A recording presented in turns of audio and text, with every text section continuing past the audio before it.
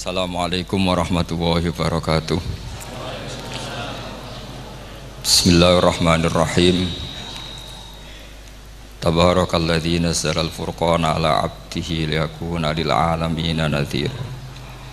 Allahumma shalli wa sallim ala sayyidina Muhammad wa ala alihi wa sahbihi wa barik wa sallim asma'in. Amma ba'du. Ingkang kula hormati Kiai Haji Abdul Hanan wa ahli baiti, sedanten kanca-kanca santri peminat ilmu tafsir dan ilmu hadis ingkang kula hormati.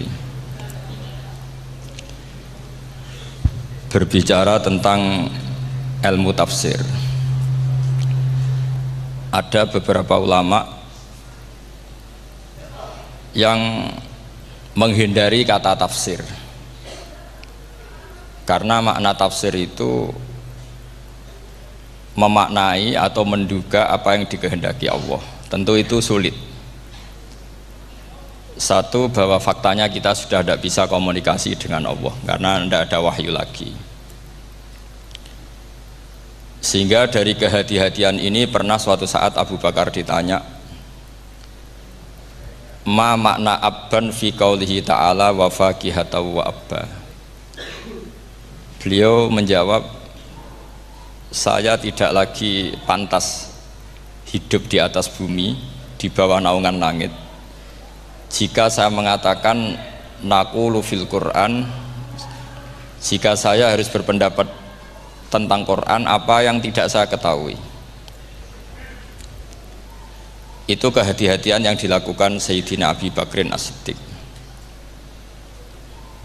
Tapi teori ini berbanding paradok, berbanding ekstrim, ketika bahwa Quran itu diturunkan itu sebagai hudan, sebagai petunjuk, kedua sebagai bayanan, sebagai penjelas.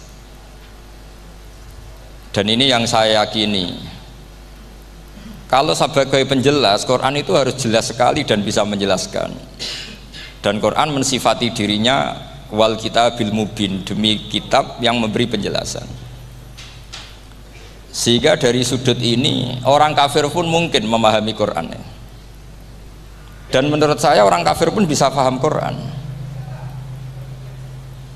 Kalau Ahok itu melintir Quran, tidak memahami Quran, paham? Senok harganya itu melintir Quran tapi tidak memahami Quran. Tapi bahwa Quran itu bisa difahami orang kafir itu ya. Logikanya gampang begini, kata Imam Syafi'i dalam kitab Ar-Risalah. Ketika Quran turun, itu pendengarnya itu tidak ada yang muslim, belum ada santri Kewagian, nggak ada santri Lirboyo, nggak ada santri Sarang. Pendengarnya itu non muslim. Nah ini sampai angen-angen, ketika Quran turun tuh pendengarnya muslim atau non muslim? Non muslim. Andai kan Quran itu turun tidak difahami orang kafir, maka lalu objeknya siapa, sasarannya siapa? Nah sebab itu akan aneh kalau kita yang mondok, misalnya ngaji Idqon, ngaji Alfiyah, ngaji Ulumul Quran, apa saja, kemudian Anda tidak paham Quran, padahal orang kafir saja bisa paham. Nah ini tantangan bagi kita. Sing kafir wis iso paham Quran, masa kita santri tidak paham Quran. Makanya begini, di antara awal-awal periode Makkiyah ada surat disebut Qul ya ayyuhal kafirun. Katakan Muhammad ya ayyuhal kafirun. Karena mukhotobnya atau lawan dialeknya Nabi adalah orang-orang apa? Kafir. Mereka paham ketika dijelaskan Quran, paham. Dan sebagian mereka menjadi mukmin karena paham. Itu termasuk isi makalah yang saya utarakan di sini. Mereka tanya, ya Muhammad, siflana rabbak amin dahabin amin nuhasin amin hajarin.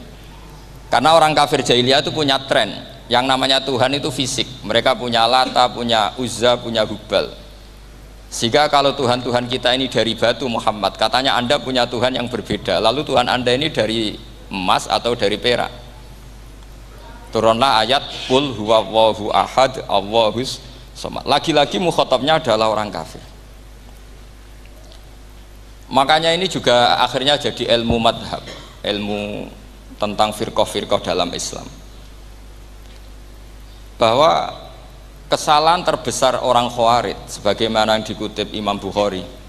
Nanti sampean cari di juz 4 atau di juz 3, pokoknya di bab babu qitalil Khawarij, karena Imam Bukhari punya adat diulang-ulang. Kata Ibnu Umar yang dikutip Imam Bukhari, innahum intolaku ila ayatin nazalat fil kufar faja'aluha alal mu'minin. Orang-orang Khawarij atau kalau sekarang orang-orang radikalisme itu meneliti Quran, kemudian ketika ada kriteria manusia-manusia tertentu itu dianggap itu kenanya orang Islam, korbannya orang Islam. Padahal awal mula ayat ini turun untuk orang kafir atau kritikan pada orang kafir. Ini cilaka betul. Karena logikanya seperti yang dikatakan Imam Syafi'i, ketika Quran turun ini nggak ada orang Islam, yang ada orang kafir. Sehingga mukhatabnya adalah orang kafir. Tapi ayat-ayat ini nanti dipakai Khawarij untuk mengcounter orang Islam, sehingga mereka mudah mengkafirkan kita karena pakai ayat yang dari awal Allah mengkafirkan orang kafir, sekarang ayat itu dipakai mengkafirkan orang Islam. Ini saking gebleknya orang apa? Khawarij. Makanya kata kitab Fathul Bari yang menyarai Bukhari itu, yang mendorong orang Khawarij seperti itu adalah jahluhum bisyariah. Memang mereka benar-benar bodoh, benar-benar goblok. Misalnya kita kiai atau kita ma'arif atau kita santri atau kita orang soleh, kemudian kita tidak bisa melakukan apa yang kita katakan, terus kita oke lah, kita kena kritik misalnya atakmurunan nasa bil birri wa tansawna anfusakum wa antum taslunal kitab. Terus kita katanya bisa ngomong tapi tidak bisa melakukan, terus dikritik dengan ayat itu mestinya tidak tepat. Karena itu asbabun nuzulnya adalah orang-orang Yahudi karena tahu bahwa sifat Rasulullah itu ada di Taurat, mereka menyuruh keluarganya itu masuk Islam, tapi mereka sendiri tidak mau Islam. Kemudian turunlah ayat atakmurunan nasa bil birri wa tansawna anfusakum wa antum taslunal kitab afala ta'qilun. Sekarang perbandingannya begini, misalnya ada orang Islam, taruh saja Zaid itu maling, ya maling, konsisten dia malingnya sampai tua. Terus menurut Anda Zaid yang muslim ini, Zaid itu muslim tapi maling, jangan bilang maling tapi muslim, dia itu ya. Kemudian Zaid bilang ke anaknya, "Cung, kowe aja dadi maling, dadi santri sing soleh, sing maling bapak tok." Ndak, ini menurut analisis usul fikih, ngomongnya Zaid itu benar apa salah? Benar kan?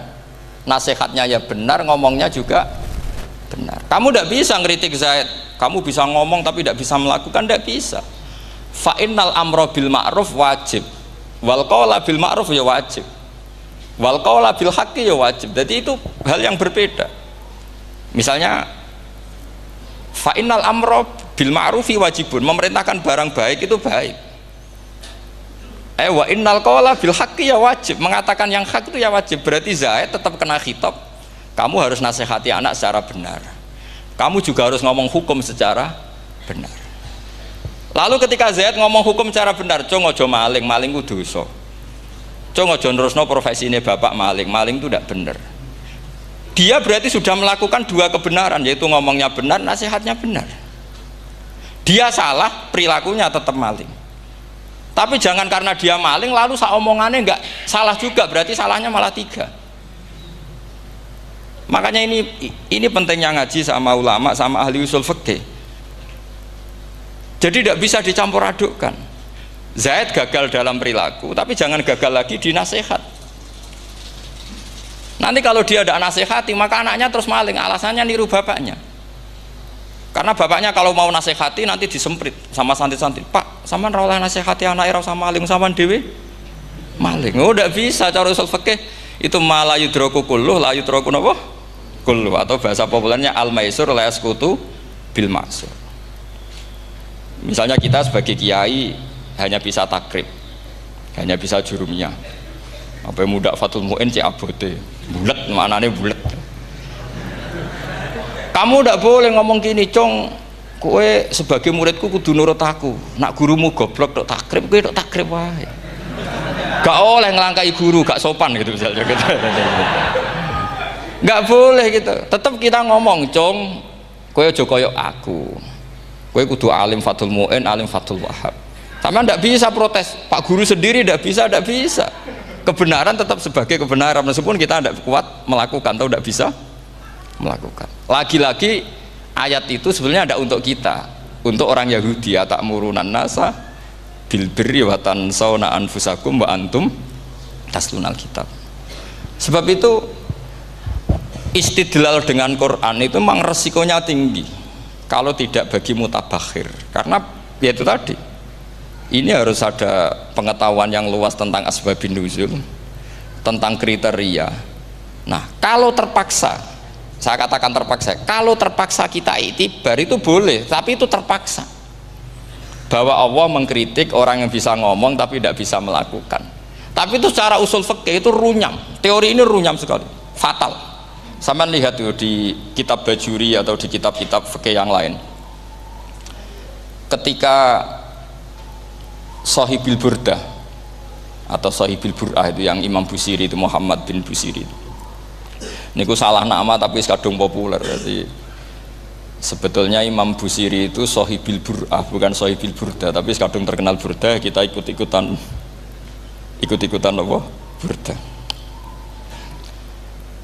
Imam Busiri itu ngeluh, saya ini orang yang banyak kesalahan. Di antara salah saya adalah saya bisa ngomong tapi tidak bisa melakukan. Yaitu saya ngomong misalnya orang supaya tahajud, saya tidak tahajud. Saya ngomong orang supaya sholat sunat, saya nggak pernah sholat sunat. Itu sarahnya itu yang menyarai itu kan Imam Bajuri itu, yang sarah Burdah. Itu mengkritik begini. Kalau Anda ngendikan itu fi ma'radi dzammin nafsi, yaitu dalam konteks Anda mengkritik diri sendiri, oke. Tapi omongan Anda salah, karena secara usul fikih fatal. Fatalnya begini. Misalnya saya nggak pernah tahajud, ya mungkin itu nyata. Oke, mungkin itu nyata. Apakah kemudian saya tidak boleh mengatakan at-tahajjudu sunnatun? Apa saya diwajibkan diam hanya karena saya tidak pernah tahajud, terus saya seorang kiai yang haram mengatakan at-tahajjud sunnatun? Saya harus tetap mengatakan kalau tahajud itu sunnah. Saya kalau punya santri terus saya bilang, "Cung, napas nganggur yuk tahajud itu sunat." Karena mengatakan kebaikan pasti bagian dari kebaikan itu sendiri. Makanya kata Imam Bajuri, fakaifa yakunul amru bil ma'rufi mazmuman. Bagaimana mungkin sesuatu yang jelas baik karena memerintahkan kebaikan mazmuman menjadi sesuatu yang tercela hanya karena yang mengatakan tidak melakukan. Fa innal fi'la ya amrun wal hukmu ya amrun akhar. Itu beda. Jangan karena Anda tidak minum teh karena diabetes, terus Anda kalau ada tamu tidak disuguhi teh. Karena saya sendiri tidak minum teh. Wah ya repot kalau gitu. Nah itu lagi-lagi tadi orang Khawarij salah ketika mengartikan ayat yang harusnya objek kritiknya itu orang kafir, kemudian karena Quran lama sekali dibaca orang Islam sampai orang itu lupa kalau Quran awalnya turun diantaranya adalah membenahi akidahnya orang kafir, sehingga korbannya orang Islam. Itu mirip seperti cerita kita ya, santri-santri itu kalau punya musuh itu baca Hizib Nasor. Dulu pengarang Hizib Nasor itu musuhnya orang fasik, sehingga di Hizib santri ora di musuh wong fasik, duwene kancane dhewe, akhirnya kancane yang kena Hizib. Nah ini penting saya aturkan ya, sama seperti itu. Lama sekali Quran itu hanya dibaca orang Islam dan komunitasnya Muslim, sehingga seakan-akan semua kritikan Quran itu pada orang nopo Islam. Padahal jelas Quran ada kul ya ayyuhal kafirun. Jelas mukhatabnya orang kafir. Sadaqata lakum dinukum waliyadin. Nah ini penting kalau aturakan. Makanya kalau melihat itu, Quran jelas bisa difahami orang kafir. Bahkan banyak orang kafir yang menjadi muslim karena faham maknanya apa? Faham maknanya Quran. Itu jelas sekali. Itu masyhur sekali dialeknya Nabi dengan Walid bin Mughirah, dengan Utbah, dengan banyak sekali, termasuk dengan Abu Jahal, dengan Abu Lahab. Bahkan orang-orang kafir Quraisy itu menyewa namanya Musailamah Al-Kadzab. Kalau di sini umumnya baca Musailamah apa Musailimah? trennya di sini. Pakai fathah ya. Itu entah ya, nggak tahu saya yang masalah yang mana itu kan, karena memang kalau dalam ilmu riwayat itu sekali salah baca itu kasus betul, kayak Sa'id bin Musayyab atau Sa'id bin Musayyib itu ketika beliau sugeng itu kalau dipanggil Sa'id bin Musayyab itu marah besar, karena maknanya Sa'id al Musayyab itu yang ditawan, makanya beliau bilang sayyabatni Irak wa anal Musayyib, orang Irak mengatakan saya ini ditawan, sebenarnya saya yang menawan mereka.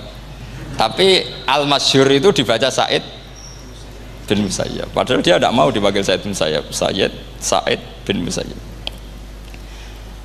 Karena nama ini penting. Pentingnya begini, ini kata Rasulullah kalau sedang guyon, kata Nabi, mbok kamu itu sekali-kali mikir, kenapa saya ini diberi nama Allah Muhammad, katanya. Ini hadis sahih di Bukhari, ada di Kitabul Adab, banyak lah tag ini. Kenapa ya Rasulullah? Allah itu senang bingung wong kafir, kata Rasulullah. Karena Abu Jahal kalau manggil saya jadi bingung. Itu kalau orang Arab kan pasti tahu maknanya. Muhammad maknanya orang yang terpuji. Sehingga kalau Abu Lahab ngomong itu jadi paradok. Hei orang yang terpuji, kamu bohong. Kan jadi aneh. Ya Muhammad kadzabta. Hei Muhammad kamu bohong. Kalau diterjemahkan hei orang terpuji, kamu bohong. Itu akhirnya sahabat tertawa-tawa, karena cek pinter deh pangeran milih nama kamu ya Rasulullah, karena ini bingungkan musuh gitu. Makanya kalau kamu udah anak kiai itu anak kamu panggil, namakan saja Agus, pasti satu pondok manggil Gus semua. Itu aman itu. Oh itu mbok yang nggak seneng tetap panggil Gus. Karena kalau untuk Gus putra kiai kan butuh di bapak kiai, kan bapak kadung ra kiai itu kan. Itu ada triknya, yaitu anaknya dinamain Agus. Nah, itu Rasulullah itu sudah dipilih sedemikian rupa oleh Allah, perilakunya benar, ahwalnya benar, sak namanya juga benar. Sehingga ketika Abu Jahal, Abu Lahab tahu bahwa nama Muhammad ini problem, karena ini madah itu memuji.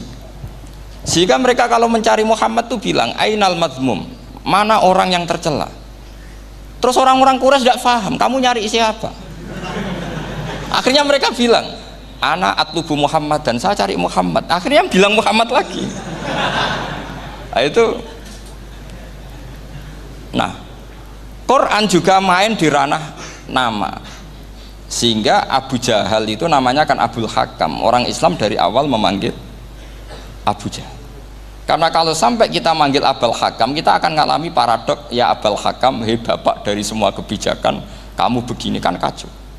Makanya itu dari sini orang nggak boleh salah apa? Salah nama. Ini penting kalau aturakan, karena kadang menganalisis Quran itu satu bilisanin Arabi mubin, kata Imam Syafi'i, wa innahu latanzilu rabbil alamin nazala bihir rohul amin ala qalbika litakuna minal mudhirin bilisanin Arabi mubin. Di antara, kata Imam Syafi'i ini, di antara aturan pokok memahami Quran adalah dia malian bil arabiyah, dia sangat-sangat menguasai bahasa Arab. Itu masyhur dalam dialek Imam Syafi'i ini. Saman kalau ngaji takrib atau Fathul Mu'in, syarat sahnya tayamum lil musafir itu apa? Tolabul ma', mencari apa? Air. Sampai kalau di takrib dicontohkan, kalau di tempat atas nyari ke bawah, kalau ke bawah nyari ke atas. Imam Syafi'i ditanya, kaifa taqulu bi syartit tolab, bagaimana anda berpendapat bahwa tolabul ma' itu wajib untuk menjadi sahnya tayamum? Terus Imam Syafi'i faqara'a falam tajidu ma'an, kamu pergi kemudian falam tajidu ma'an, kamu tidak menemukan air. Terus Imam Syafi'i mengatakan la yuqalu liman lam yatlub lam yajid wa innama yuqalu lam ya'rif, katanya. Orang yang nggak pernah mencari itu tidak bisa dikatakan lam yajid, tidak menemukan. Kalau belum mencari namanya tidak tahu. Padahal Quran bilang kamu pergi kemudian kamu tidak menemukan air. Tidak menemukan itu berarti harus mencari dulu, baru dikatakan lam yajid, tidak menemukan. Kalau tidak pernah mencari namanya tidak tahu. Hanya gitu tok itu jadi ilmu bahwa tolabul ma' itu wajib, karena Allah mengatakan falam tajidu ma'an la yuqalu liman lam yatlub lam yajid wa innama yuqalu lam ya'rif. Orang dikatakan tidak menemukan berarti setelah mencari kemudian kesimpulannya tidak menemukan. Kalau belum mencari namanya apa? Tidak tahu. Nah, dari sini Imam Syafi'i istidlal wajib tolabul. Ini namanya malian bil arabiyah. Dia menguasai bahasa Arab. Begitu juga ulama-ulama sufi. Itu ada cerita Aba Yazid Al-Bustami, itu ada muridnya baca ayat wasiqal ladzina taqaw rabbahum ilal jannati zumara. Orang-orang takwa itu digiring menuju surga. Itu dia nangis. Muridnya kaget. Ini guru saya tidak benar, ini ada cerita surga tapi dia malah nangis karena ayatnya itu digiring. Terus kata Abu Yazid, mereka itu di mana saja? Masa ke surga aja butuh digiring? Ke surga itu kan nikmat, ngapain butuh digiring? Saya tidak mau, kata dia. Abu Yazid itu gak mau digiring ke surga, itu gak mau. Muridnya kan tambah kaget, memangnya mau neraka kan gitu pikirannya itu. Ternyata beliau jawabnya sederhana, saya pas itu sudah dekat sama Allah sehingga tidak perlu digiring. Kemudian saya sudah panitia kiamat pas itu, jadi gak perlu digiring. Nah ini nanti penting jadi satu aturan ilmu ulumul Quran. Saya di rumah itu istiqomah ngajar Qawaidul Asasiyahnya Said Muhammad yang dulu ditulis abahnya Zubdatul Itqan oleh Said Alawi. Kemudian Zubdatul Itqan itu tentu dari kitab Itqan. Terus Said Alawi dulu ngarang kitab Faidul Khobir, sarahnya Faidul Khobir sama Sayyid Muhsin Al-Musawab, dulu dari Padang tapi hidupnya di Mekah. Saya dulu talaki sama Mbah Mun. Itu ternyata ada ayatnya, innal muttaqina fi jannati wa nahar fi maq'adi sidqin 'inda malikim muqtadir. Sekarang sampean saya tanya, menurut Anda semua orang kena hisab enggak? Enggak, sampean jawab saja. Menurut Anda ketika di mahsyar semua orang kena hisab apa enggak? Pasti kita menjawab iya. Tapi kata Said Muhammad, itu keliru. Enggak kebayang orang seperti Nabi kena hisab. Pasti yang kena hisab itu orang-orang yang enggak jelas. Nah, misalnya Nabi jelas baiknya, harusnya ya langsung nggak kena hisab. Karena tidak mungkin seorang saksi kok diaudit, tidak mungkin. Lo saksi itu di pengadilan kan nggak tersangka, nggak terdakwa, dia tidak boleh diintervensi oleh hakim. Nah, Rasulullah ketika kiamat, ketika fil mahsyar, fi faslil qada itu jelas, fa kaifa idza ji'na min kulli ummatin bisyahidi wa ji'na bika ala haula'i syahida. Rasulullah sudah dekat Allah, pas mahsyar itu ada Allah, ada Rasulullah, ada Jibril. Kemudian Nabi itu mengidentifikasi, ditanya sama Allah, bener mat ini umatmu? Ya, niki umatmu ya. Kalau yang nggak jelas ya Nabi lama jawabnya. Makanya kamu jangan jadi orang nggak jelas. Nah, itu kalau sekali nggak jelas itu Nabi lama sekali jawab. Nah, artinya begini, yang kena hisab itu meskipun kata Said Muhammad, meskipun Dhahirul Quran itu menetapkan asbata umumal hisab, tapi zahirnya Quran yang sama juga menafikan hisab. Itu karena nggak mungkin, nggak kebayang kita malaikat berani menghisab afdalul khalqi. Sama bisa bayangkan malaikat mengaudit Rasulullah SAW. Ahabbal khalqi ilallah. Kepen cilaka mencit ya. Wong jajar Allah kabeh dinten audit sudah indah. Fa kaifa idza ji'na min kulli ummatin bisyahidi wa ji'na bika ala haula'i syahida. Lalu mungkar nakir juga sama. Sampean bisa bayangkan mungkar nakir tanya Nabi Muhammad. Tesnya susah. Karena kalau Rasulullah terus ditanya, "Waman nabiyuka?" Wah, itu kan bisa kiamat itu.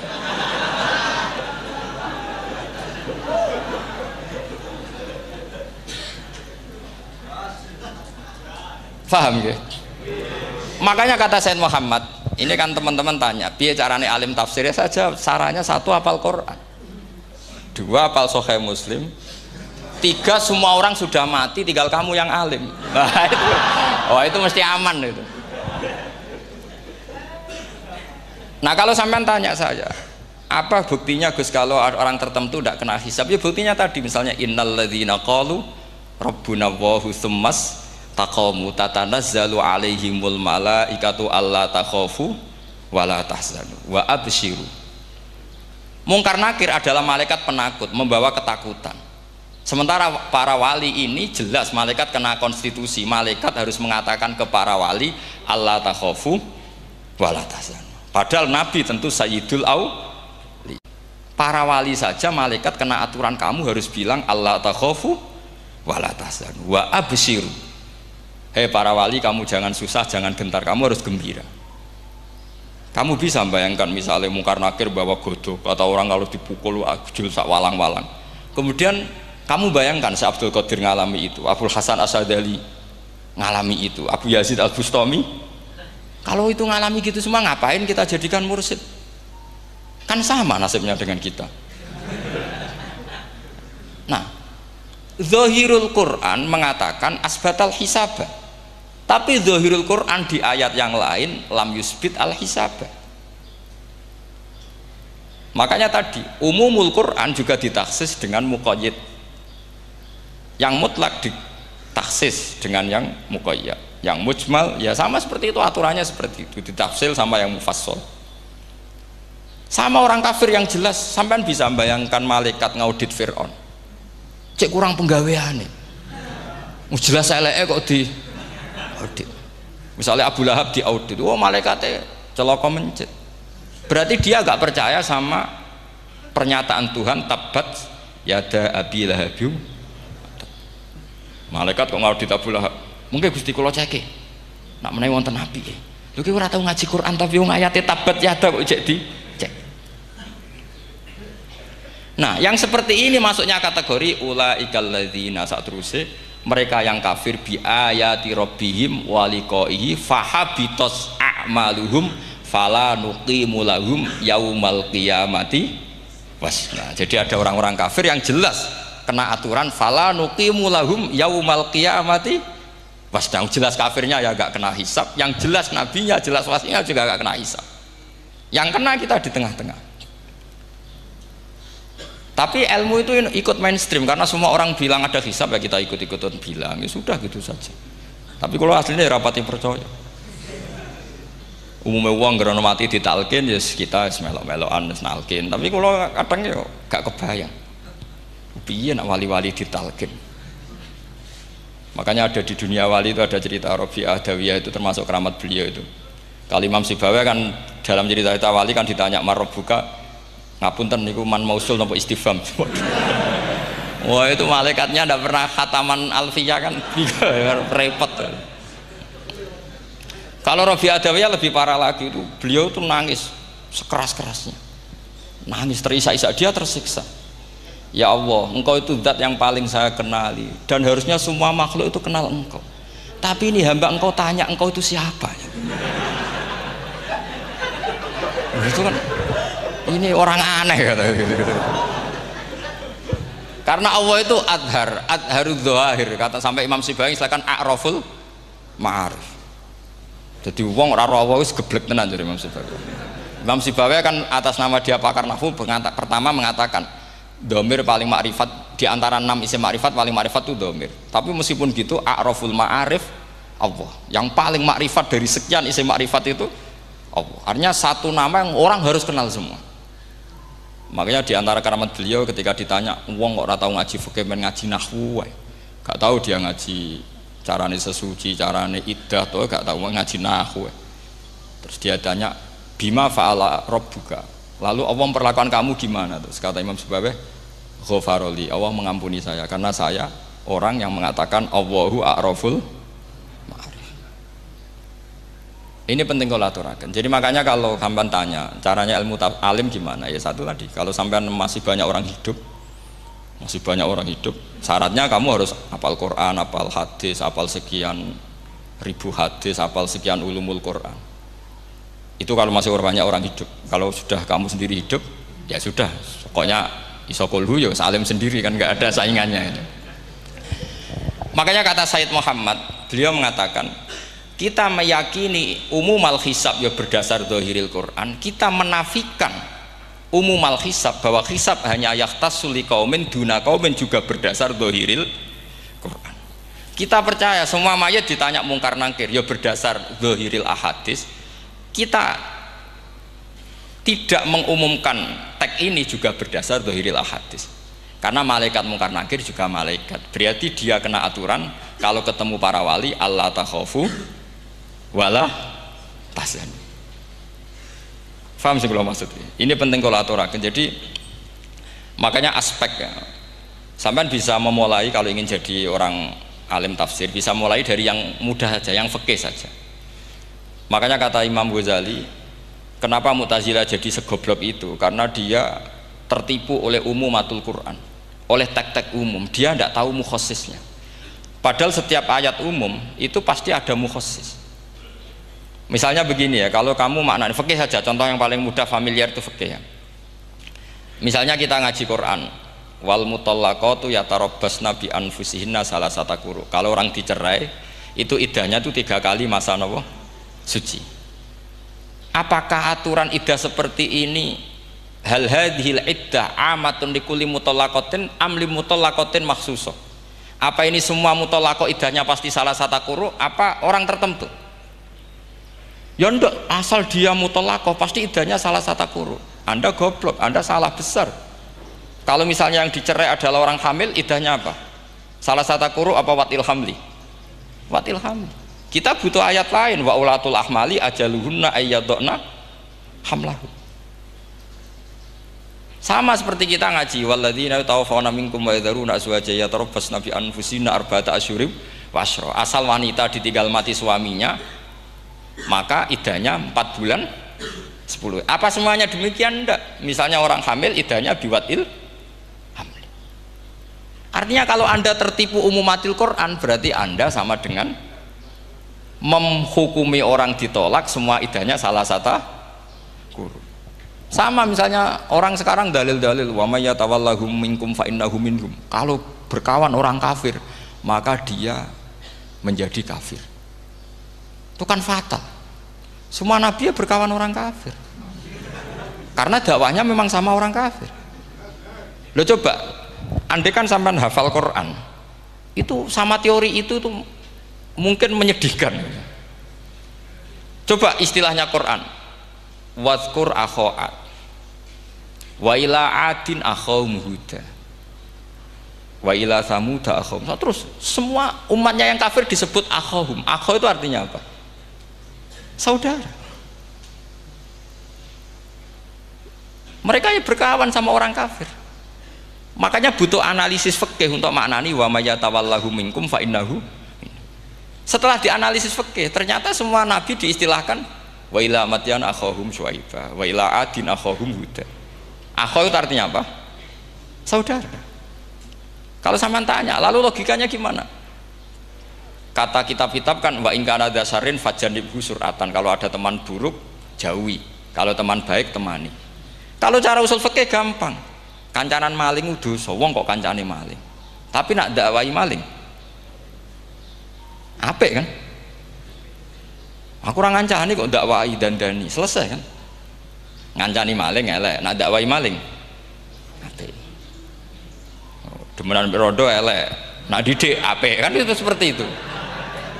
Nah, ini penting kalau aturaken. Nah di sini ini makanya NU itu punya sejarah panjang, banyak wali-wali yang jadab, yang coro zahir itu kancanan wong fasik-fasik. Orang syariat bingung, ini wali kok berteman orang fasik. Ya kalau kamu bahasakan teman ya masalah, kalau kamu bahasakan ini binaan. Enggak, sama jawab saja. Kalau dibahasakan teman masalah enggak? Masalah kan? Tapi kalau dibahasakan itu binaan, selesai kan? Sama, Nabi berkawan orang kafir itu enggak karena berkawan, itu binaan Nabi. Memang Nabi itu jadi Nabi, objeknya adalah mengislamkan orang kafir. Ya berlama-lama Nabi dialek dengan mereka, muasarah sama mereka. Bahkan Nabi diharuskan bersikap baik sama mereka. Itu yang disebut fabima rahmatim minallahi lintalahum walau kunta faddzan ghalidhal qalbi lan faddu min haul. Tapi sekarang itu orang sudah tidak pakai ilmu. Orang-orang radikalisme itu nggak pakai usul fikih. Pokoknya kalau ada ayat terjemahnya gini ya sudah, itu jadi madhab. Akhirnya kecelakaan seperti ini. Pokoknya kalau ada ayat faqtulul musyrikina haitsu wajadtumuhum wa khudhuhum wahsuruhum waq'udu lahum kulla marsad. Sudah hafalnya ayat itu saja. Dia tidak mau ngapalkan misalnya qatilul ladzina yuqatilunakum. Ada ayat lagi wa akhrijuhum ya min haitsu akhrajukum. Sehingga ulama kita membagi kafir itu ada harbi, kita musuhi, ada zimmi, ada muahad, ada musta'man. Itu ulama karena tahu tidak semua orang kafir itu harbi, tidak semuanya zimmi, tidak semuanya muahad, tidak semuanya musta'man. Kalau harbi oke, kita perang, kalau zimmi ya kita bina, kalau muahad ya sesuai perjanjian kita, kompensasinya apa, MOU-nya kayak apa. Tapi apalnya mereka ayat satu tema. Nah celakanya kita yang ngaji di pondok-pondok yang katanya spesialis ingin alim tafsir, apalnya ya satu ayat juga. Wah itu kan satu ayat versus satu ayat, itu ngeri. Makanya kalau sampean tanya saya, ini katanya di acara ini sampean tanya gimana caranya jadi ahli tafsir, saya jawab gampang.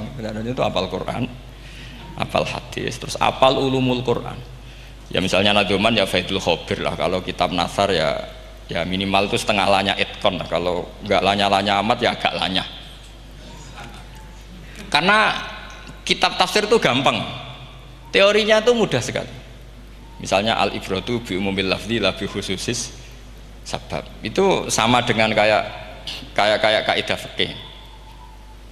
Karena kalau kaidah fikih itu saya itu pernah dibisui kiai itu, ini kisah nyata itu, dibisui kiai itu pas basul masail. Dulu saya itu masih sering mau basul masail, ini pun pensiun pun buatan ini. Dulu saya dengan Gus Zofur putrane Mbah Mun itu sering makili Pondok Anwar basul masail fikih. Tapi tidak tahu ceritanya Gus Zofur jadi dokter tafsir, saya juga kok ya tahu-tahu menekuni tafsir. Lama-lama orang itu lupa status saya yang fakih ya. Makanya saya itu ya kadang eman gitu, karena ini status penting juga. Tapi status fikih itu kadang memang menyesatkan. Karena begini, itu dulu pernah ada basul masail itu begini. Ini kisah nyata ini. Ada desainer baju putri untuk putri, anak putri. Kemudian desainer itu menciptakan satu celana pendek misalnya, atau celana seperempat. Dengan desain ini pasti kalau dipakai itu auratnya itu kelihatan. Bagaimana hukumnya desainer ini? Apa termasuk mimman sarro'a as-sayyi'ata? Karena terjadi kasfil aurat. Apa enggak? Rata-rata kalau kiai yang khusuk-khusuk, yang sepuh-sepuh, desainer itu dosa. Gara-gara tren pakaian ini wong wedok buka aurat. Tapi saat kiai-kiai alim yang muda-muda, entah saking belingnya, entah saking pinternya, enggak tahu. Bilang begini, Pak Yai, yang didesain apa? Ya celana itu. Lalu celana itu fungsinya nutupi apa buka aurat? Ya nutupi. Lu kan lumayan urun nutupi. Kalau haram ya dicopot. Lu kan malah parah itu. Bingung kayaknya. Sampai bilang gini kan. Wah semanis. Itu kan makanya ini guyon ilmiah. Repotnya ngadepi orang alim muda itu kan mbok gedhingi ku ilmiah, mbok senengi fasik.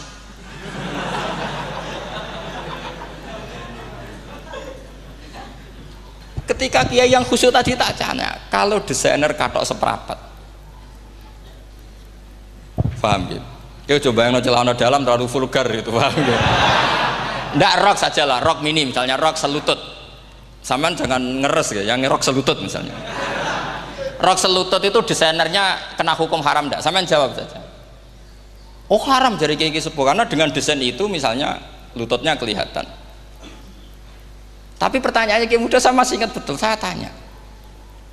Lalu fungsi pakaian itu apa Pak Yai? Fungsi itu kan tetap nutupi sebagian aurat. Kalau Anda haramkan, barang haram itu harus dihilangkan. Nah, itu. Sampai kiai itu setelah acara itu manggil saya. Gus, kalau ngakoni jenengan alim tapi podo repoti. Podo repoti nak dalam itu kan terus itu ada perumusan di redaksi keputusan yang dijual itu, yang masail fikihnya kan terus diputuskan, dibukukan. Kalau redaksinya halal terus nanti orang pakai rok semua. Dan saya balik bantah, kalau redaksinya haram orang nggak pakai rok malah. Akhirnya itu apa? Kebijakannya lucu. Buak we Gus, pertanyaan itu buak sak jawabannya oke. Jadi kita debat tidak jadi. Ini cerita ilmiah. Makanya sama tidak wajib manut saya ini terlalu ilmiah, jadi tidak baik untuk kehidupan kesalian, kurang baik. Jadi ini, tapi ini ilmu, tetap kaidahnya fikih ma la yudraku kullu la yutraku kullu. Jangan kalau tidak bisa nutupi aurat semua, lalu jangan sama sekali. Lho nggih kan kaidahnya kan gitu, ma la yutraku kullu la yutraku kullu. Misalnya Anda punya tetangga nggak mau pakai jilbab, nggak mau pakai pakaian muslimah, kamu tidak boleh bilang munisan raklambinan, tidak bisa. Ma la yutraku kullu napa ma la yutraku kullu nu la yutraku napa kullu. Makanya ini kita harus hati-hati. Nah bayangkan sekarang orang meneliti Quran itu yutraku kullu. Mestinya kalau Anda meneliti radikalisme, ayat yang terkait radikalisme diteliti semua. Ternyata di surat Taubat yang disebut suratus Saff, yang bahkan haram baca bismillah, itu ada ayat wa in ahadum minal musyrikin nastajaroka fa'ajirhu hatta yasma'a kalamullah summa ablighu ma'mana. Muhammad, kalau ada orang kafir mau belajar Quran sama kamu, ya harus kamu pelajari hatta yasma'a kalamullah. Setelah mereka mau belajar, ya ablighu ma'mana summa ablighu ma'mana, kamu harus menjamin keamanan dia. Itu di surat Taubat, termasuk akhiru suratin nazalat, gak mungkin terjadi mansuh. Tapi orang-orang ekstremis selalu pakai faqatulul musyrikin haitsu, apalan itu terus. Yang orang liberal yang menaparin la ikraha fiddin, ya sudah seperti itu. Sing orang-orang ora tegas, ora tau nahi mungkar, ya ma arsalnaka ila rahmatal lil alamin, ngono terus. Yang kelompok tukang nahi mungkar ya ayatnya amen nahi mungkar. Saya tuh heran, kenapa mereka punya masalah dengan hafalan kayaknya. Kenapa sih hafalannya kok pedot itu? Kita yang hafal semua bingung jadi akhirnya kita yang pinter anut sing goblok. Karena saya tuh pernah loh debat sama orang salaf, debat gitu. Setelah saya mengutarakan sekian hadis, ada tuh Pak hadis itu, waduh, harusnya kamu ngaji saya, ada debat tuh yang level, kalau nggak level tuh nggak boleh katanya. Itu kan ngeri. Makanya ini penting ya, kalau sampean tanya ingin jadi alim tafsir ya harus hafal Quran semua. Kalau tidak mungkin yang nunggu orang semua mati baru Anda jadi ahli tafsir, karena tidak ada musuhnya. Tapi saya pastikan orang kafir pun bisa memahami Quran, yaitu tadi hatta yasma'a kalam Allah. Sayyidina Umar tuh masuk Islam tuh gara-gara dengar adiknya baca Toha, ma anzalna alikal Qur'ana litasqa illa tadhkiratal liman yakhsha tanzilam mimman khalaqal arda was samawati ula ar-rahmanu alal arsis tawa. Itu dia ma huwa bikalamil basar, tidak mungkin seperti ini karangan manusia, itu tidak mungkin. Akhirnya dia Islam. Banyak orang Islam karena diperdengarkan Quran, karena memang notnya sudah unik, makna kualitasnya juga sudah unik, semuanya itu unik, indah.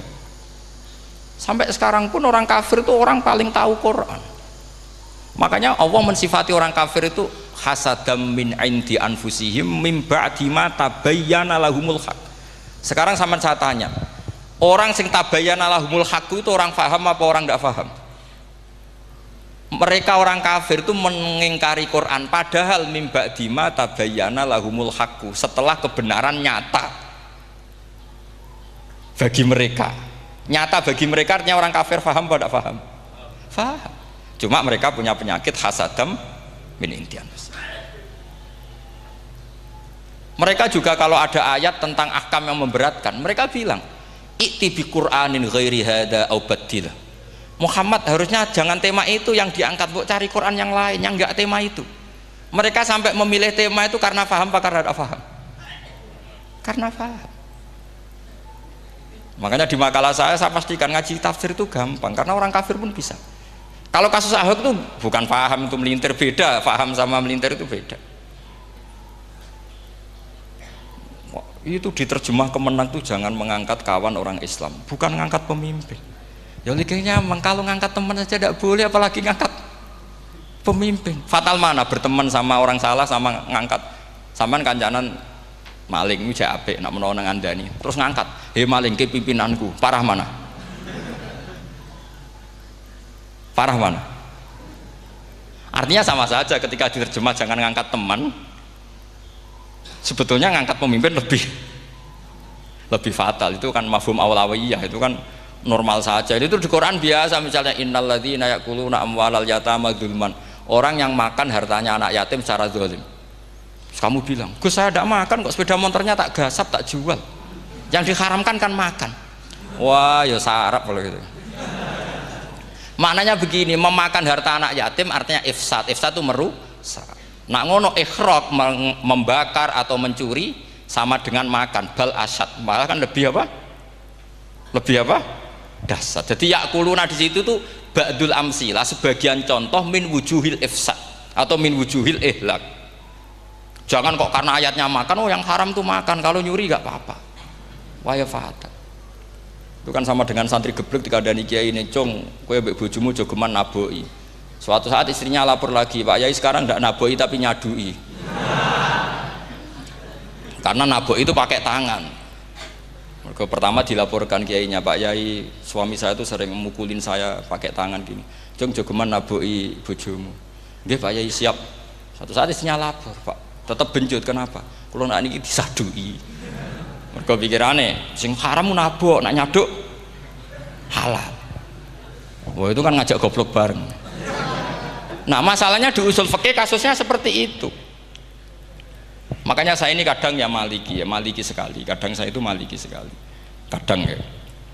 Misalnya begini, saya beri contoh. Ini yang kisah nyata ya. Ada seorang Arabi datang ke Rasulullah. Ya, tadi kan teman-teman minta juga ilmu hadis ya. Ini satu paket saja. Itu tadi nanti kalau sampean kasih lalim ndak itu sudah ada urusan saya tadi, nunggu orang mati banyak tadi. Kalau nggak usah nunggu orang mati, sarannya tadi apal tadi. Ya Rasulullah ahlak tuh, saya ini orang yang rusak. Wama ahlakaka, lalu yang bikin rusak kamu apa? Qol waqatu imroati fina hari Ramadan, saya menjima istri saya ketika masih siang, fina hari Ramadan, siang Ramadan. Walhasil Nabi tidak menyuruh hanya kodok, tapi menyuruh kafaroh. Kafarohnya itu merdekakan budak atau memberi makan 60 orang miskin atau puasa berapa? Puasa 60 hari. Atau urut merdekakan budak atau puasa 60 hari atau memberi makan sitina miskin. Oke, kita sepakat. Sepakat ya, hadis itu sahih dan diulang-ulang oleh ashabus sunan. Oke, riwayatnya enggak masalah. Sekarang kita analisis maknanya. Sekarang sampean saya tanya. Kalau Anda misalnya sekarang jam berapa ini? Misalnya sekarang jam 9 kurang seperempat Ramadan, terus Anda rokok atau Anda ngopi, kepengen ngopi terus ngopi tanpa udhurun syar'iyin, Anda hanya wajib qadha apa bayar kafarah? Ndak sampean jawab. Rata-rata kiai kita, oh mau wajib qadha Gus karena gak jima. Sing seru kafarah itu nak jima. Kan ngombe kopi be jima beda. Pertanyaannya tuh lucu, ini naif secara fikih masalahnya begini. Jima bojo itu tidak zina. Jima bojo itu zina apa enggak? Enggak. Berarti dengan makan bedanya apa? Sama kan? Sama-sama amrun mubah. Sesuatu yang boleh. Kenapa hukumannya berat? Makanya kata Imam Malik, enggak itu nilainya. Nilainya adalah hadku hurmati Ramadan bi ghairi udhrin syar'iyyin. Makanya kata Imam Malik, siapapun yang makan fina hari Ramadan, iftar apapun fina hari Ramadan bi ghairi udhrin syar'iyyin, maka hukumnya sama dengan jima fina hari Ramadan. Karena sama-sama ihlak ifsad hurmata Ramadan bi ghairi udhrin syar'iyyin. Loh, ini ilmiah. Kamu udah harus cocok, tapi otak kamu harus percaya. Loh iya kan beda kan? Saya secara nafsu tidak cocok, cek berarti. Tapi ilmiah saya setuju. Kalau kiai kandani itu kan pasti pakai badul amsilah, kan nggak mungkin semua contoh disebut. Cong penak melaku jogeman delok wedok iku mari setan. Mboten delok Mbah, nyekel lho malah parah to. Ndak bisa. Makanya ini masalahnya lafat. Ini kembali ke Imam Syafi'i bilisanin Arabiyyim mubin. Ketika seorang kiai bilang cung jogeman delok cawe itu adalah mengungkapkan al-muharramat, bukan mentaksis yang haram itu hanya melihat.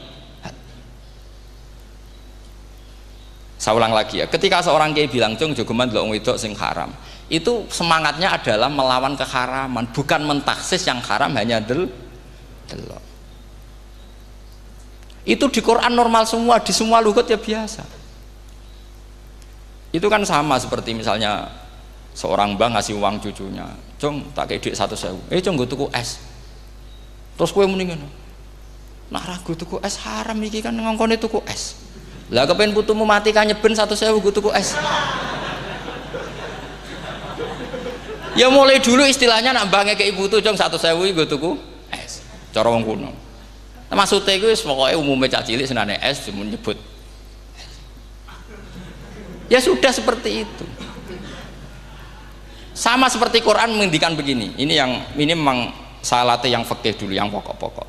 Di antara yang enggak boleh dikawin adalah wa antasma'u bainal ukhtaini illa ma qad salaf. Kamu tidak boleh menikahi Sri dan Zainab, kakak beradik.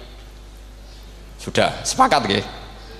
Fi nikahin wahid nggak boleh al jam'u bainal ukhtain. Jadi mbaknya kamu kawin, adiknya kamu kawin fi nikahin wahid. Tapi nak ngeduni boleh, berarti kan dengan waktu yang berbeda. Quran hanya menyebut itu.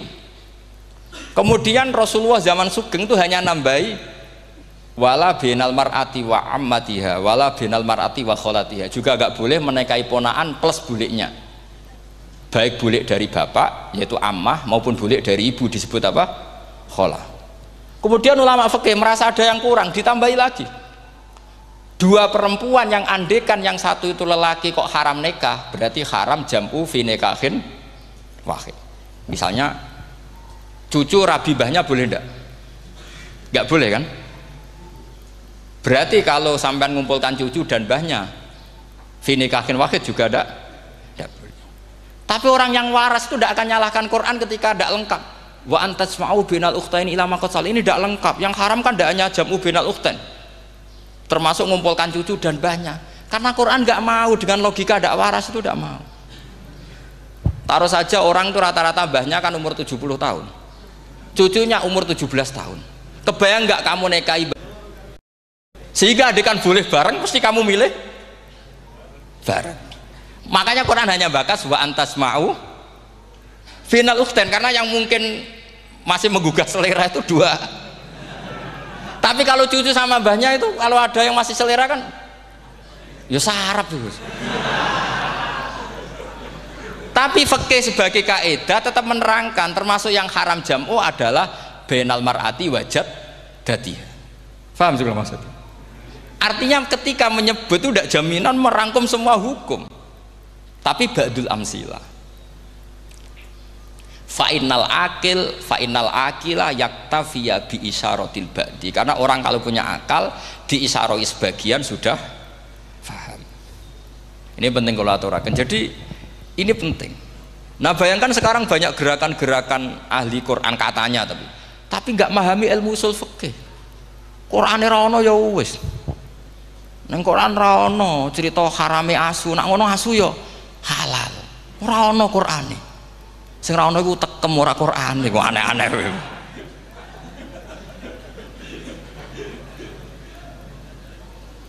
Itu kan sama, terus sampean misalnya tadi jam 09.00 Ramadan tambah udzurin syariyin terus mangan mie rokokan. Itu kan melecehkan Ramadan biguri udzurin syariyin, karena melecehkan hurmata Ramadan kena sanksi separah itu.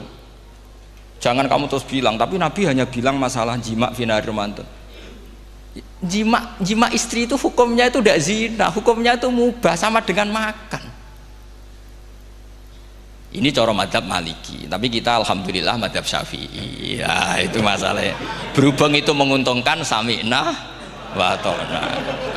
Nah, itu. Tapi saya sendiri dalam konteks ini, saya itu ya sangat-sangat Syafi'iyah, sangat-sangat Syafi'iyah. Dalam banyak hal sangat-sangat Syafi'iyah. Tapi dalam banyak hal kadang-kadang saya ya Maliki. Nah, itu kan kalau sampean tanya kenapa gitu, ya hikmahnya baca banyak saja. Karena yang Syafi'i itu ya karena bacanya hanya Syafi'i. Itu bukan fanatik, itu keterbatasan.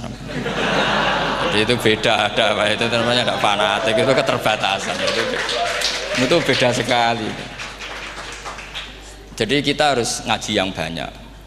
Saya termasuk utang ya sama Imam Syafi'i itu baca kitab Ar-Risalah.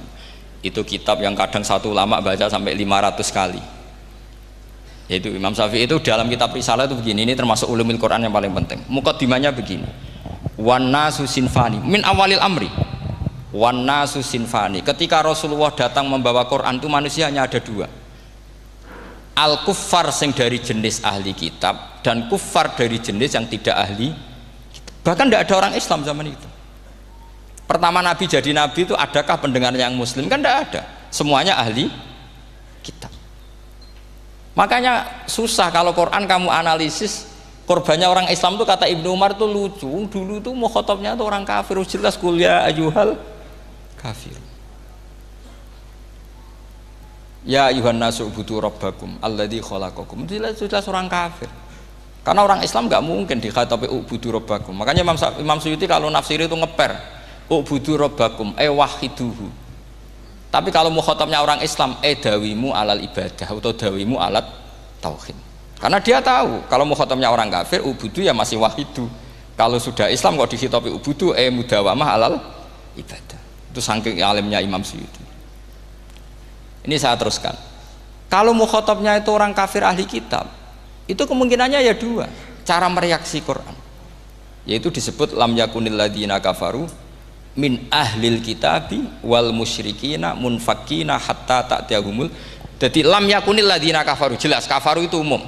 Kemudian ditafsir kafaru itu ada yang min ahlil kitabi, berarti kafaru yang jenis Yahudi Nasrani. Ada kafaru yang min ahlil kitabi wal musyrikin, kafaru yang jenis musyrikin, yaitu kafir Mekah. Karena cara kaidah nahwu al-atfu yaqtadi taghayyur, kalau ada ataf pasti konteksnya beda. Jaa Zaidun wa Amrun, berarti Zaid ada Amar, Amar ya tidak Bakar, karena Jaa Zaidun wa Amrun wa Bakrun. Pasti orang ini berbeda. Tidak boleh orang yang sama kamu pakai ataf. Ini sudah clear ya ini ya. Kemudian cara pandang mereka ya beda. Ketika Rasulullah mengajak tauhid, itu ahli kitab tidak masalah. Memang harusnya Tuhan itu satu.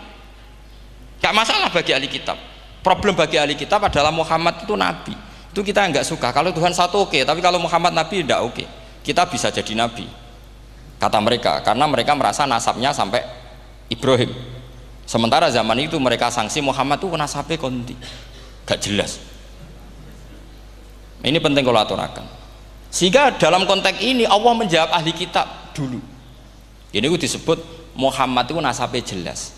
Ini itu fihi ayatum bayinatum maqamu Ibrahim. Ini saya dengarin.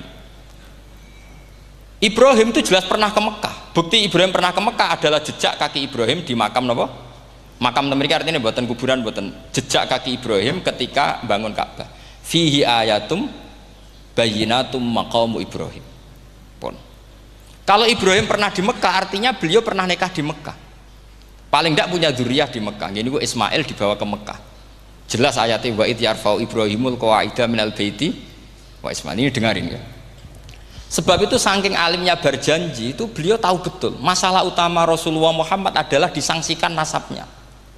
Sebab itu kitab berjanji pertama cerita setelah dia alhamdulillah macam-macam awalu ma'anab tadi saat terus dia bilang wa ba'du fa'akul huwa Muhammad bin Abdillah bin Abdil Muttalib. Saat terus ya wa ba'du wa Muhammad bin Abdullah bin Abdil Muttalib wasmu Syaibatul Hamdi Humidat Khisaluhus saniyah. Saat terus Ibnu Qusayn, saat terus Sumiyya bi Qusay litaqasi fi biladi Qudu'atal Qasiyah. Karena dia tahu yang masalah bagi Rasulullah itu adalah masalah nasab bagi mereka loh, bagi mereka yang kafir. Terus beliau ngendikan ditutup wa adnanu bila raibin inda dawil ulumin nasabiyah ila dhabihi Ismaila nisbatuhu wa mun. Jelas saya Adnan itu pasti puter cucu-cucunya Nabi Ismail. Karena orang Yahudi yang disoal Muhammad itu, kamu itu siapa kok tahu-tahu Nabi? Kamu orang Arab itu tidak pernah ada Nabi. Yang Nabi itu normalnya orang Israel, yaitu turunan Yahudi, karena Yahuda bin Yakub bin Ishak bin Ibrahim. Akhirnya Allah membuktikan fihi ayatum bayinatum maqami. Bukti kalau Ibrahim pernah di Mekah adalah jejak kakinya di Mekah, itu dekat Ka'bah. Ini jawaban Allah yang tentang ahli kitab, karena sudah jelimet. Ada ilmu ansab, ada ilmu nasab, ada polemik kitab samawi. Kalau kafir Mekah ini goblok-goblok. Ketika Rasulullah pakai teori tauhid, orang kafir Mekah itu sangat gobloknya bilang gini, Muhammad, kita ini urusannya banyak, utang kita banyak, kasus saya banyak. Kok Tuhannya satu itu tidak cukup? Yaitu mereka mengatakan aja'alal alihata ilahau wahida inna hadza la syai'un ujab. Bagaimana Tuhan hanya satu? Urusan kita banyak, masalah kita banyak. Tuhan nggak boleh satu, harus banyak. Sejumlah urusan kita. Ada Tuhan BPKB, Tuhan macam-macam lah. Ada Tuhan kredit, Tuhan kas macam-macam lah kan. sesuai sebanyak urusan kita. Mereka tanya aja alal alihata ilahau wahida, masa Tuhan satu, inna hadza la syai'un ujab, ini aneh. Tapi Rasulullah dengan sabarnya, kalau yang seperti ini Allah menjelaskannya beda dengan yang pertama, karena tadi orang kafir itu bisa min ahlil kitab, bisa wal musyrikin. Lam yakunil ladzina kafaru min ahlil kitab, ada yang wal musyrikin. Semuanya ini tidak pernah munfakina hatta ta'tiyahumul bayyinah. Mereka tidak pernah tercerabut dari pikiran mereka, dari mainstream mereka, sampai ada bayyinah. Bayyinah itu kejelasan kebenaran atau benar yang begitu jelas. Itu siapa? Rasulun minallah yatslu suhufam mutahhar. Akhirnya Nabi sabar. Saking sabarnya Nabi itu ngomong gini, ya di khalayak umum, mukhatamnya ya kafir semua. Hei saudara-saudara kami suku Quraisy, kita ini sebangsa. Nabi tanya, Muhammad, ajaran kami itu benar karena kamu itu orang yang kita percaya, tapi kali ini Anda aneh karena ngajak satu Tuhan. Itu tidak mungkin, urusan kita banyak, satu Tuhan juga mungkin. Tuhan harus banyak. Kita punya 3 aja kurang banyak, kan banyak punya Lata, Uzza, Hubal. Rasulullah dengan sabarnya ngendikan gini, hei kaumku, kalau kamu jadi pembantu, jadi buruh, senang mana punya majikan banyak sama majikan satu. Kalau majikannya banyak, itu perintahnya beda-beda, seleranya beda. Semua harus kamu lakoni, semua harus kamu taklui karena kamu harus nurut. Wah ya repot mat kalau di majikan banyak, ngerepoti mesti. Rasulullah tinggal nimpali, Tuhan kamu itu majikan kamu, kalau Tuhannya banyak, perintahnya ya banyak, seleranya beda-beda. Kamu bingung nggak? Wah ya bingung, ya sudahlah mat satu aja. Akhirnya mereka masuk Islam. Nah itu disebut Nabi itu fatona, punya kecerdasan artikulatif. Kalau menjelaskan itu masuk akal. Nah itu disebut dorobawahu matalar rojulan fihi syuraka'u mutasyakisuna wa rojulan salamal lirojul hal yastawiyani masalah alhamdulillah. Nah ini penting. Allah membuat satu perumpamaan bagaimana ada satu pembantu yang punya majikan banyak, yang berbeda-beda seleranya, berbeda-beda perintahnya, dengan kalau hanya satu majikan. Apakah sama? Mereka jawab tidak sama, enak punya satu majikan. Begitulah Tuhan kamu, harusnya satu. Jadi artinya gini, kalau kamu ngaji ulumul Quran, kamu harus tahu ini khitab ke kafir. Kafir yang mana? Ahli kitab atau kafir yang musyrik? Nah sekarang tidak tahu lagi, pokoknya kafir. Makanya kalau orang berdebat dengan mereka itu tidak goblok meneh. Waduh. Makanya sama tidak usah ketularan goblok, sing pun sing wis goblok ora usah ditambahi mun kathah dan ini pun. Ya karena kita ngaji jelas Qur'annya kan lam yakunil ladzina kafaru, itu masih ada min lil bayaniyah atau min li bayanil jinsi. Kafaru itu sapa? Siji min ahlil kitab, 2 kafaru sing wal musyrikin. Dua-duanya tidak pernah munfakina hatta ta'tiyahumul bayyinah. Mereka tidak akan tercerabut dari pikirannya sehingga ada bayyinah. Bayyinah itu siapa? Rasulun minallah yatslu sufam. Nah, ketika Nabi menjelaskan asal usul nasabnya bahwa Sayyid Adnan itu ila Ismail, Ismail jelas putra Nabi Ibrahim, mereka terus baru iman karena ada fihi ayatum bayyinatum maqamun apa? Ibrahim. Ya jadi saya kira demikian, nanti kan akhirnya jam berapa?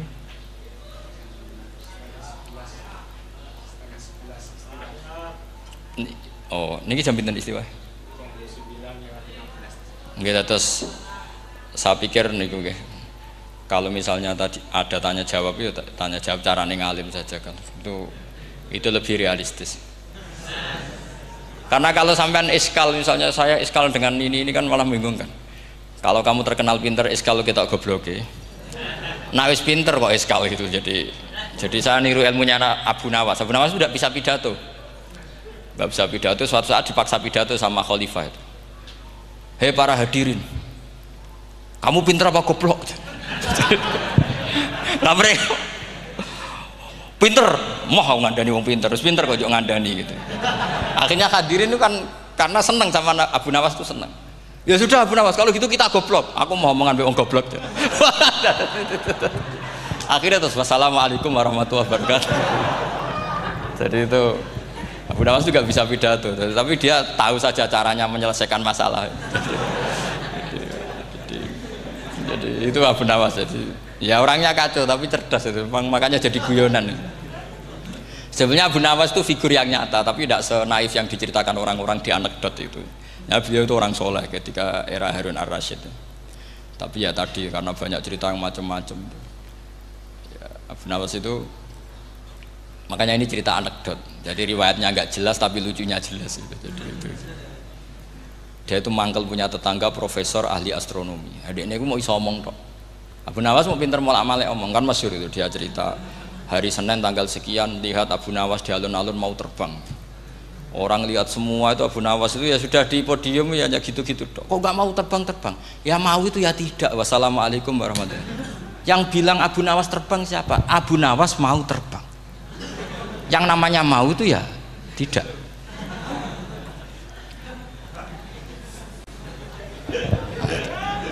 Pernah dia itu lomba sama Harun ar-Rasyid.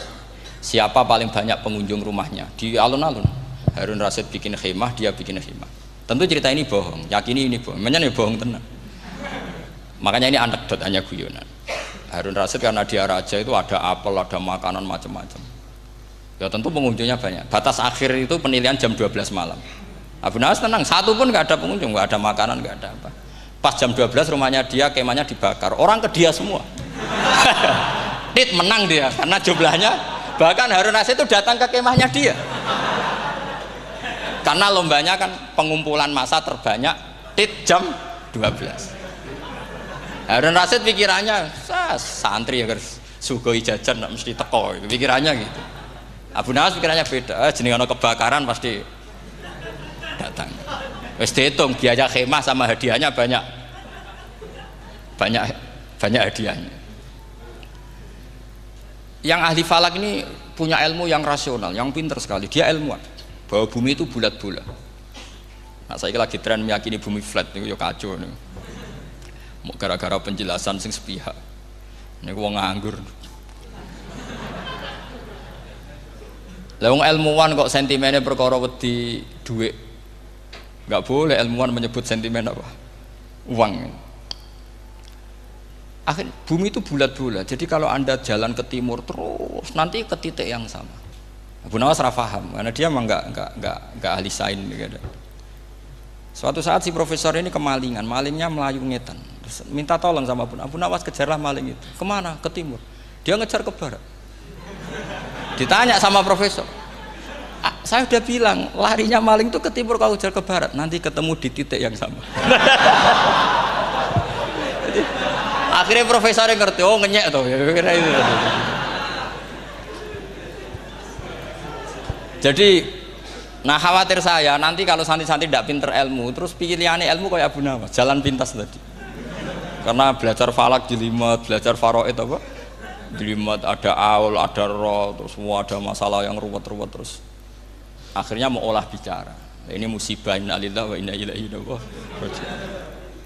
Itu tidak boleh. Quran tidak mengajarkan itu. Quran tetap mengajarkan ilmu meskipun ada nilai seninya. Ya tadi nilai seni tadi misalnya Allah mencontohkan daraba wa masalah rajulan fihi syuraka. Terus kedua uniknya Quran itu begini. Setelah dipikir itu nyata-nyata lebih detail. Misalnya begini.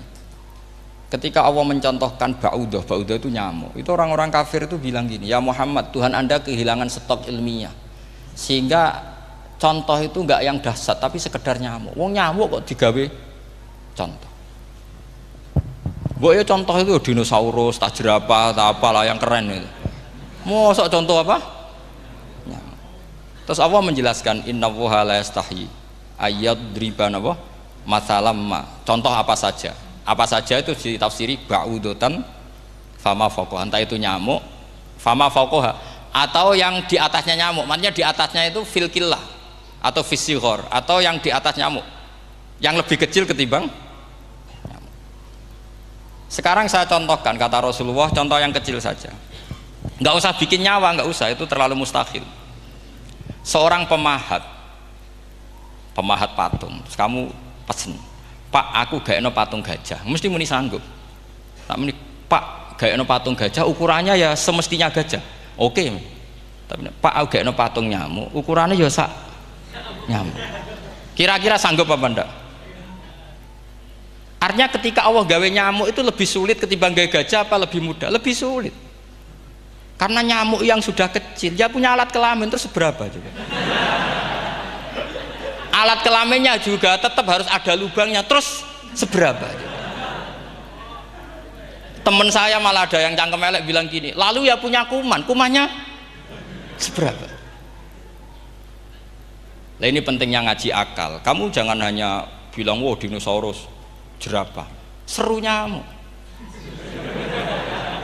Nah karena orang sudah ada itibar dengan nyamuk, didatangkanlah nyamuk banyak. Sebenarnya nyamuk banyak itu mergo mangkel, gak diperhatikan itu. Makanya terus. Lah ini saya tahadus binemat, istri saya itu sering protes. Istri saya kalau manggil saya Gus karena orang Jawa Timur. Itu sama-sama jagongan itu, saya itu tidak pati sering digigit nyamuk, ya digigit tidak sesering sampean, itu jelas. Terus saya tanya, Gus punya doa apa, kenapa tidak pati begitu digigit nyamuk? Saya bilang, karena saya sudah tahu hikmahnya nyamuk. Jadi harusnya dia sudah tidak nyerang saya, kata saya gitu. Makanya ini ijazah, agak mandi salah sampean gitu. Karena tadi logika yang terbangun gitu. Kalau Allah bikin gajah, melubangi belalai gajah itu masih masuk akal. Bahkan saat kita bikin patung masih bisa. Tapi kata tadi nyamuk itu sudah kecil, harus punya usus, harus punya alat kelamin, harus punya telur. Telurnya juga detail lagi. Ini disebut innallaha la yastahyi ayyadriba mathalam ma ba'udah. Sehingga ba'udah di mata ahli tafsir, di mata ulama ini contoh yang luar biasa. Tapi di mata orang-orang yang nggak seneng mikir, kok terima nyamuk itu. Makanya saya minta kangkang di sini bisa makan itu harus syukur. Makan itu luar biasa. Saya itu sering nyontohkan di Jogja ini. Saya punya teman sakit. Kalau nggak ada obat dari Belanda itu mati. Kalau ini nggak dapat obat bagus dari Belanda atau dari Jerman itu meninggal. Berapa bulan lagi matinya? 3 bulan. Kalau nggak sampai dapat obat mati 3 bulan. Oh masih mandi obat yang di Jogja. Apa itu makan atau minum? Kalau orang nggak minum nggak sampai 3 bulan sudah mati. Boy orang itu mikir seperti itu. Tapi kita ini kalau obat dari Jerman, dari Belanda itu hebat. Kalau enggak kita mati sebulan lagi, 3 bulan lagi. Allah bikin obat pada kita tiap hari, yaitu kita bisa makan, bisa minum. Itu kalau sekali nggak makan 5 hari bisa mati sama. Tapi kita karena ngakan tuh hal yang biasa, nak duit iso utang terus dianggap biasa. Ini kalau ulama masalah besar. Punya otak seburuk itu tuh masalah besar bagi ulama. Sehingga Allah tidak malu ketika ngendikan kulu wasrobu, tidak malu karena makan ini urgen, sangat penting. Dan Allah tidak malu meskipun Quran itu temanya kelas tinggi, biasa Allah mengatakan jong kowe kulu min thayyibati marusang nakum, kamu makanlah. Karena minum obat itu kebutuhan kita ketika sakit. Tapi kalau makan adalah kebutuhan kita sihatan wasukman, saat sakit maupun saat sehat. Nah, kalau Anda dengan kualitas ini, ketika Allah membicarakan makanan itu Anda akan respect sama Allah karena memang ini urgen betul. Tapi kalau Anda cara berpikir gini, hanya cari goro ibal ilmu yang aneh, yang seru, kamu baca ayat itu akan menjadi biasa-biasa saja. Dan itu masalah bagi mahabbah Anda pada Al-Quranul Karim. Ya saya kira demikian. Terus saya pikir tidak etis ya, kan ini Jumat nanti sing biasa itikaf nanti terganggu. Nanti saya ada problem. Ya kalau ada tanya jawab ya saya mohon tadi ya, karena ini zaman akhir saya memang butuh sekali. Kenapa saya mau datang? Satu, hormat Kiai Hanan. Dua, saya memang ingin banyak mufassir lagi. Jangan hanya lewat baca terjemah kemudian merasa menjadi ahli apa? Quran atau ahli tafsir. Itu musibah besar itu. Masalah besar itu. Ya pokoknya saya mohon lah. Ya setidaknya gitu. Misalnya orang kafir, kamu cari saja orang kafir. Ternyata ada yang harbi, ada yang dhimmi, ada yang mu'ahad, ada yang mustakman. Lalu dalam tarikh ada kafir Yahudi, kafir Nasrani, kafir ahli kitab. Kalau di fikih ada kafir yang lahum kitabun, ada yang tidak lahum kitabun. Kalau yang lahum kitabun disebut ini kitabiah kholiso, yang tidak itu kan beda-beda di fikih. Boleh nikahnya ndak, khilu dhabihatihim atau tidak, itu kan detail sekali. Makanya saya mohon ini latihan detail. Oke, sampean tetap ngaji, sering khatam itu bagus karena mengumpulkan semua ilmu. Tapi sampean harus menganalisis secara apa? Saya dulu ngaji Mbah Mun Muslim ya kilatan. Tapi saya ngapalkan sama Gus Subab. Gus Subab putranya Mbah Mun, dulu muridnya Said Muhammad. Saya itu tak pelajari lagi di rumah. Tak analisis lagi setelah besar sampai sekarang karena ya itu beda. Kita selalu Rabbi zidni apa? Ilma. Misalnya begini contoh ya, contoh. Kita mungkin tahu maknanya ayat tertentu itu begini. Misalnya begini. Faqula lahu qawlan layyinan la'allahu yatadzakkaru aw yakhsha. Musa dan Harun, jika kamu datang ke Fir'aun, maka kalau ngomong, kalau dakwah itu qaulal layyinan, dengan dakwah yang halus. Nggih, qaulal layyinan. Ini bagi yang ekstremis harus baca dialek ini. Ini kisah nyata yang diceritakan Habib Zain bin Semit ketika ngarang Al-Manhajus Sawi, juga diulang-ulang di beberapa kitab. Suatu saat ada ustadz corong Jawa Kemelinti datang ke Harun Ar-Rasyid. Harun Ar-Rasyid ini Banil Abbas, termasuk zuriyahnya Abdullah bin Abbas. Karena Harun Ar-Rasyid sebagai khalifah tentu salahnya banyak, namanya pejabat pasti salahnya banyak, meskipun kebaikannya juga banyak, tapi salahnya juga banyak. Kalau kita kan tidak pejabat, salahnya tidak banyak, tapi prestasinya juga tidak banyak. Ya kan, misalnya ada tamu Raja Salman, katanya hormat tamu wajib, kamu kan tidak bisa hormat karena dia juga tidak mau dihormati kita kan. Nah terus si ustadz tadi datang begini, saya itu masih hafal teksnya, ya Amirul Mukminin, inni nasihun lak famusyaddidun alaika fala tajidanna ala nafsika fi nafsika aliyya syai'an. Saya ini mau nasihati Anda, tapi saya maaf sekali karena nasihat saya ini kasar sekali. Musyaddid itu kasar, keras. Fala tajidanna fi nafsika aliyya syai'an, saya mohon jangan dimasukkan hati lah, makanya terjemah bebasnya jangan masukkan hati. Katanya Harun Rasyid langsung marah, uskut ya jahil, kamu itu ustadz bodoh, kamu tidak boleh keras sama saya. Dia masih bantah, saya keras sama Anda karena Anda salahnya banyak. Terus apa kata Harun Ar-Rasyid? Inna wa ta'ala qad arsala man huwa khairum minka ila man huwa syarrum minni wa ma'adzalika qala ta'ala faqula lahu qaulal layyinan. Allah mengutus orang yang jelas lebih baik ketimbang kamu, yaitu Musa dan Harun. Musa dengan ustadz ini baik mana? Tidak, sama jawab saja. Baik Nabi Musa kan? Ilaman huwa syarrun minni. Fir'aun dengan Harun Ar-Rasyid buruk mana? Buruk Fir'aun.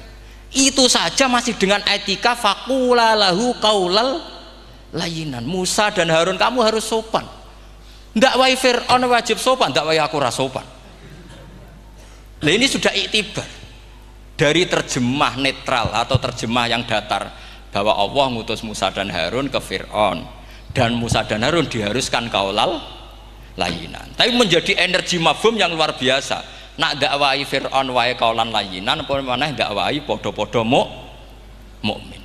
Makanya kata Harun Rasyid, uskut ya jahil, inna wa ta'ala qad arsala man huwa khairum minka ila man huwa syarrun minni wa ma'adzalika qala ta'ala faqula lahu qaulal layyin. Ya saya kira demikian, saya kembalikan ke moderator.